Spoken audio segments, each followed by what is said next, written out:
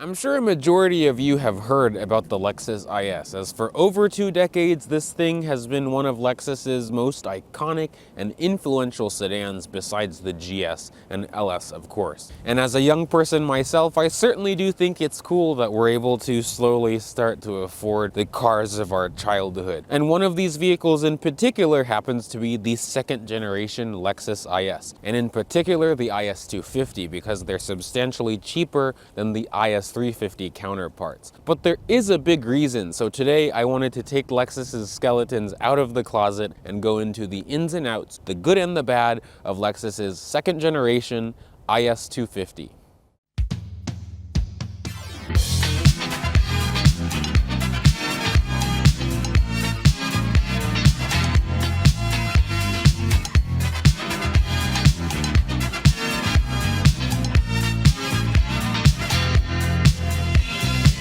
Welcome to the second generation of Lexus's IS. These went from the 2006 model year all the way to 2012. These were actually the second Lexuses in the lineup to introduce their L Finesse design language following the third generation Lexus GS. We actually saw a third gen a few months ago. That video will be up here. Back in the day, if you were looking at one of these, you were probably also cross-shopping its German counterparts like the BMW 328i, Mercedes-Benz C300, Audi A4. Lexus was proud to announce that this new generation IS was bigger, more luxurious, and more powerful than its legendary predecessor. All second generation ISs were built in Toyota's plants in Japan, either in Toyota's Miyata plant in Miyawaka, Fukuoka, Japan, or in the Tahara plant in Aichi, Japan. I certainly do want to take a deep dive into the history and the development of the second generation IS, but we'll go into that when we have the IS 350. Also, if anyone even has an IS 350, let me know.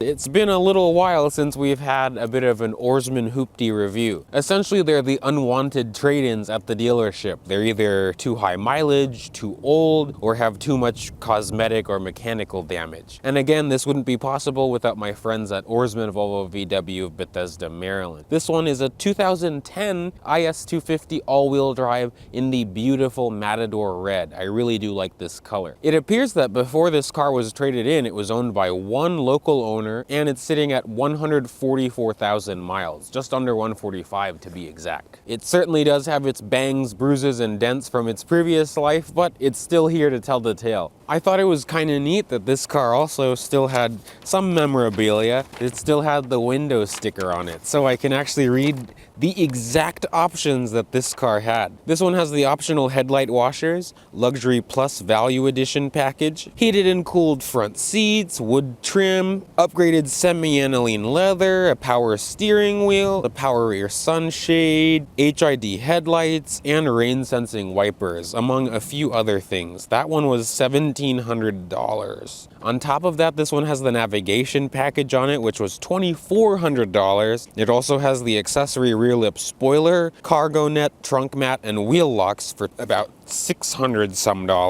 which bring the MSRP of this 2010 IS 250 all-wheel drive in Matador red to $41,554. That was right in line with a 328i or a C300, if not a little bit cheaper with a little bit more value too, because Lexus really liked to give you those options. In 2010, if you were in the market for an IS, you did have a little bit of variety to choose from. You could get this either as the sedan or as a hardtop convertible as well. Of course, this one is the sedan today, so you could only choose between the IS 250, IS 350, and the ISF. First, the IS 250 has the smallest engine option, of course, and that started at around $30,000 with a 6-speed manual. The automatic with rear-wheel drive would run you about $33,000, and then, like I said earlier, the base price of an IS 250 all-wheel drive is about $35,000. I wanted to make the disclaimer that I didn't make this video with the intention of making people upset or shitting on this car, because if you know me, I really like Toyota and Lexus. But if you're looking at an IS 250, there's just stuff that you should know about before it potentially could go wrong with you. And don't get scared, I'm not saying it's a catastrophically unreliable car,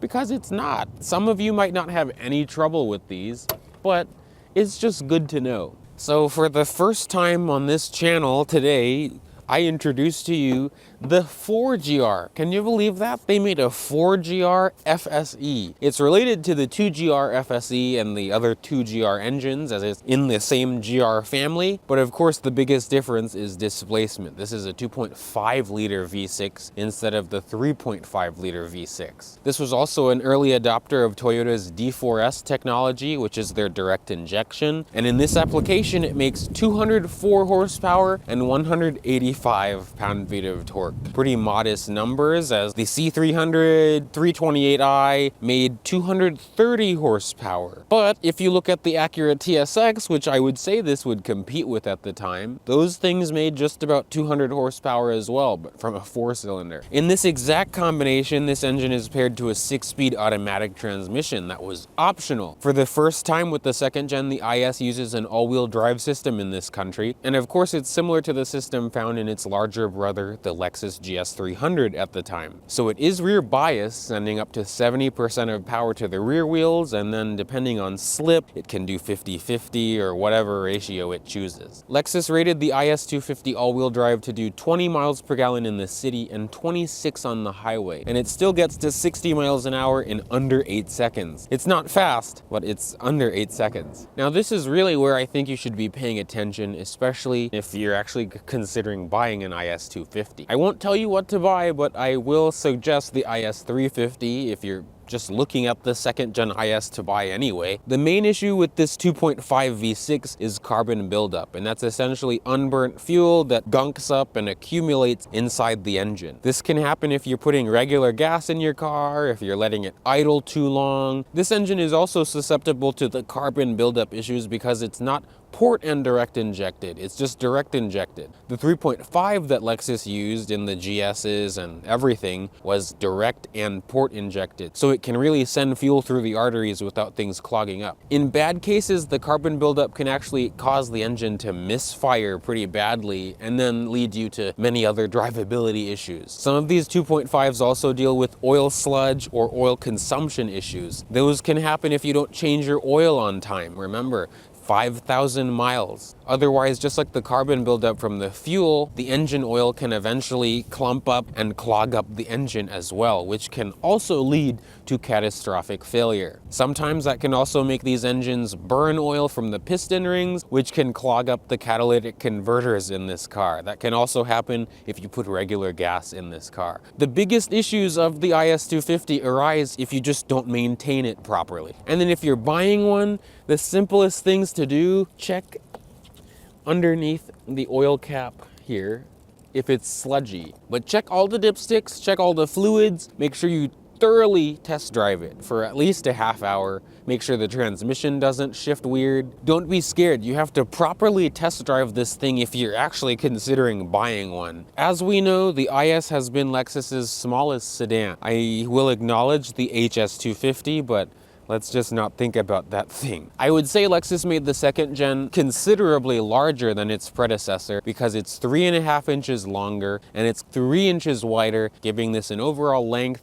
of 180 inches. Because this one has the luxury package, it's on these 17-inch multi-spoke alloy wheels. The convertible also got a different design. Lexus also offered an F-Sport trim for these models, so you could choose many different wheel options for your 2IS. Around back, just like its competition, don't expect extreme practicality. We have more accessibility features, like now because of the smart key, there's a button where you can open the trunk here, and you can see this reveals 13 cubic feet of volume. I also like that Lexus provides us with a spare tire underneath as well. It is a donut, but still better than no spare tire. The rear seat doesn't fold, unfortunately, but there is somewhat pass through, but it's a bag, so you don't get the back seat dirty. As we get into the back seat, I hope you can see that I'm not just talking out of my rump when I say that the back seat of this car is almost unusable. I myself am 5'9", and the driver's seat is in my driving position. This car does not do the easy exit mode, even though the front seats are fancy and power. I can barely fit my feet under the seat in front of me. Certainly is a 4-passenger car. I don't know why they had the audacity to think that a third person could sit here. Headroom is just barely acceptable for me. If I was really 6 foot tall, my head would just be in the ceiling. This one does have the upgraded semi-aniline leather. I really do like this Lexus leather of this era. It really doesn't feel like the new Lexus leather. We don't have a third climate control zone, but we do have rear air vents, and there's also an ashtray if you wanted to smoke back here if you happen to be stressed. And there's also an armrest, to my surprise. It's reasonably comfortable, but there's 2 cup holders in front of it, and it also doubles up as a little bit of a center console for the rear passengers as well. I do like this. It certainly is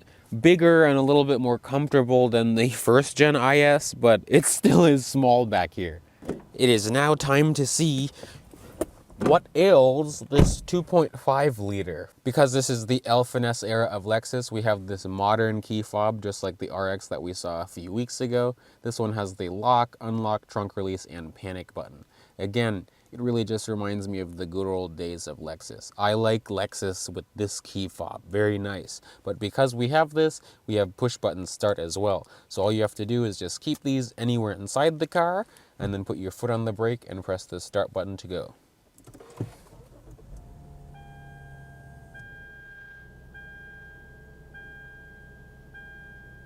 So first of all, the IS is very easy to drive because it is Lexus's smallest sedan, and it's been Lexus's smallest sedan. The steering upon first impression is very light. Upon first impression, this feels like a completely different car from the first gen. This one feels like a small luxury sedan instead of a small performance sedan, if you're following. This still has a nice crisp feeling to it, but it doesn't feel as raw and visceral as the old car. It doesn't feel like a Toyota. The old car felt like a Toyota. This, I feel like I'm in a Lexus. The brake pedal reminds me just of the 3rd gen GS because it's electronic, if I'm not mistaken.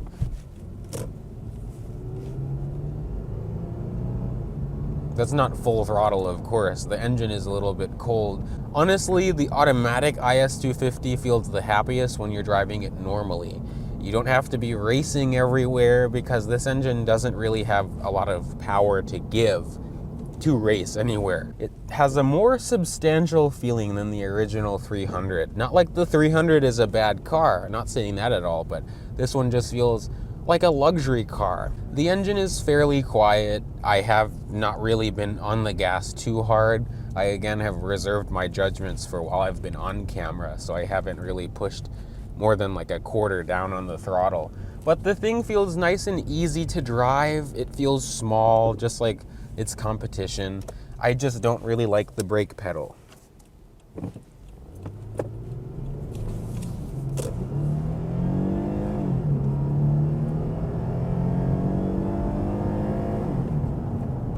I mean, so, around this area, it's not that bad. It has a little bit of a punch to it. But if you're really trying to hustle and bustle, you'll notice it's slow.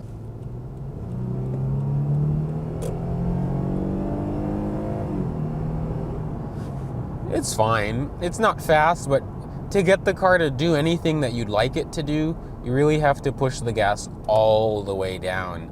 Now, since we're at a bit of a slower pace, we can talk about the interior. This, first of all, has a 3-spoked leather-wrapped steering wheel. It does feel pretty nice, kind of on the small side. There's also pretty big paddle shifters on the back. They feel like they're kind of aluminum plated. There are buttons on the steering wheel as well. The buttons on the left control the audio controls, and the buttons on the right control the Bluetooth and voice control functions, as well as controlling the little display information in the gauges themselves. The gauges are nice and legible. They certainly are more normal compared to the IS300's gauge cluster.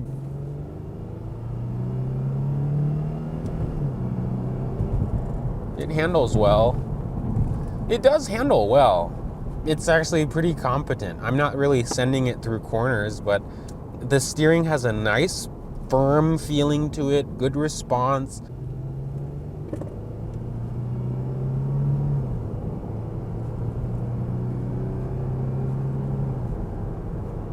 It's not dreadfully slow. I mean, that's why you get the V6. You're not just driving a Camry with the 2.5 liter. So it does have some pep in its step, but certainly you know, if you want a lot of the thrust, you'd get the IS 350. This just feels very easy. Coming back to the steering wheel, if we look at the left side, you can see that the headlights are automatic, and thankfully, because this one has that luxury package on it, it has rain sensing automatic front wipers. Thankfully, because it's Lexus, everything is nicely laid out. I've not really been confused on having to find buttons for things. I would certainly say that things feel nice in here, but I do know that these second gen ISs also could have some interior issues just like the originals, like the sticky dash. If you touch, not all of them do that, but some of these have issues with how the dash wears out, and also the steering wheel. As we look at the center of the 250, you can see, because this one has the upgraded navigation package, this one has Lexus's, at the time, new infotainment system. It is relatively simple to use. Thankfully, this one is touchscreen, unlike when they started to switch to the joystick and pad. You can see that this was kind of the beginning of the end of buttons, though, because in the middle they have gotten rid of some of the climate control buttons to embed them in the screen. Thankfully, this system is relatively responsive, so I've not gotten mad at it. It does thankfully have a backup camera, but we don't have guidance lines that steer with the wheel. Thankfully, this car is small enough that it's not really been something that I miss. I do know that most of the people that have problems, they just don't really drive the car at all, or they drive it pretty soft. You have to put your foot down occasionally and give it the old Italian tune-up.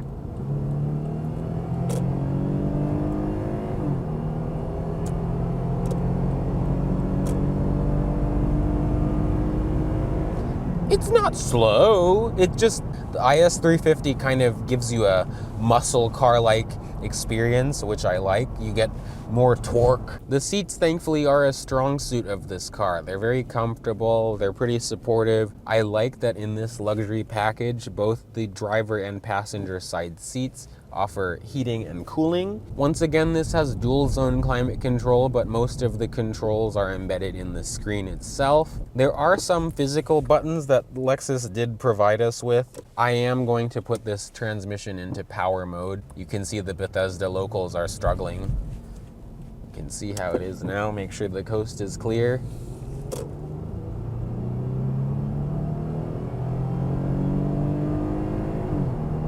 I can notice